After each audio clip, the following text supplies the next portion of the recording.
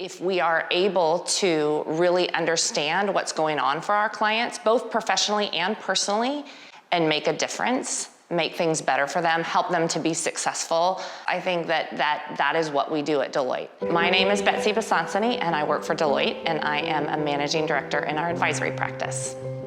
My first lab experience blew me away. My team and I did our homework, and we delivered an experience that was impactful for our client, and it positioned us as a trusted partner. This lab took place in our Chicago greenhouse, and it was for a new CCO for a global organization. And he had moved his family from Brazil to the United States for this role. So at dinner the night before the lab, when I met this executive for the first time in person, I felt a connection with him right away. And as I got to know him a little bit more, I could feel a little doubt rising in his mind. And I didn't know for sure what was bringing that doubt up for him, but I could feel it.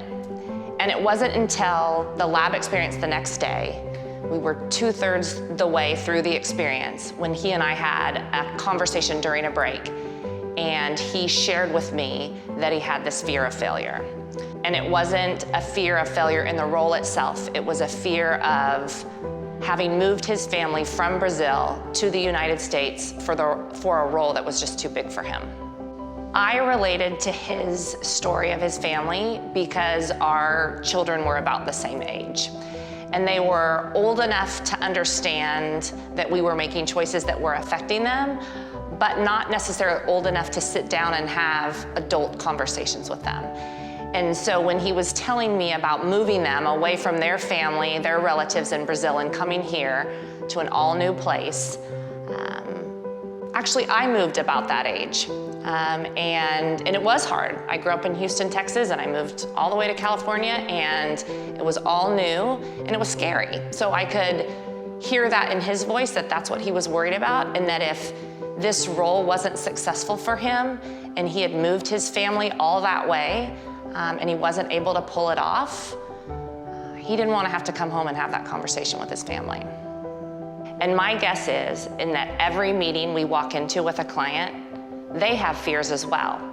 And the more we know those and can relate to those fears, the more successful we're going to be in connecting with them. So with that information in mind, we decided to pivot. We used the remainder of the lab experience to really talk about the resources available to him to help him to be successful. We looked back at our stakeholder notes that we had to make sure that we stayed aligned with their expectations for him. But we also focused on an internal board of directors that could help him be successful.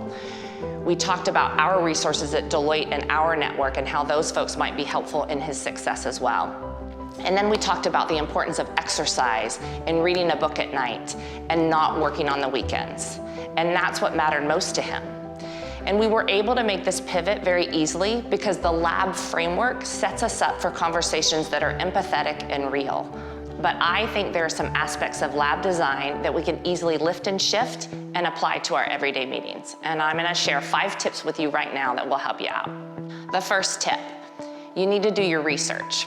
So we all know about LinkedIn, and we use it all the time. We go in to look up an executive's previous roles or where they went to school.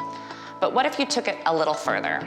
What if you went in with the perspective to understand what their passions are, where their interests lie? And you can do that easily if they're a member of a nonprofit board, or if they post articles about the arts or mental health. If it's something they're passionate about, you should know that. Google is another great tool that we use all the time before a lab. If your client is in the headlines, you're going to want to know that. All you have to do is put their name into Google and it'll come up. That's important information for you to know. My second tip is really identifying and understanding what your client's challenge is. Let's think about that bread and butter lab of ours, the transition lab. We know very clearly the challenge is a new executive is coming into a new role, and we want to help to prepare them for that role. So we do stakeholder interviews. We hone in on what's around the corner for that executive and what challenges they're really going to face. You can use that same approach with the intelligence that you have from previous conversations with either the client that you're speaking to or their stakeholders. That's important information for you to keep in mind. And you might even want to pick up the phone and confirm your understanding of the challenge before you walk into that meeting. I think of that as an outside-in approach. My third tip is leveraging our 3-act approach that we use in labs. And this is the framework that helps to guide the way we structure our conversation. The standard 3-act approach is align, explore, and mobilize. So let's think about finance transformation, and that's what your client wants to have a conversation about. First, you want to understand where they are. You want to level set. You want to align. That's Act 1. Act 2 is where we get to share our level of expertise and we get to talk about the art of the possible. That is explore. The third act is mobilize. Mobilize is about making sure you walk away from that experience with action for them and for us. But too often, I think we drive right towards Act 2. We don't take time to align, and we don't think about the action that we want to take after that experience takes place. My fourth tip is the 80-20 rule. I use this all the time, and I think about it every time I walk into a lab experience as a facilitator. The client should be doing 80% of the talking, which means those Deloitte folks that are in the room should do 80% of the listening.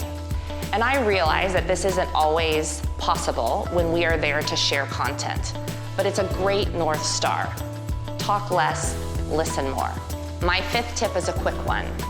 Every great agenda needs to be able to change. You need to be listening to cues from your executive or your client and make sure that you're following where they want to take the conversation. It could be that what you've planned, what's actually in your agenda, isn't even what the client wants to hear. So you need to be ready to pivot. I will never forget that first lab experience of mine back in that Chicago greenhouse. I will never forget that executive.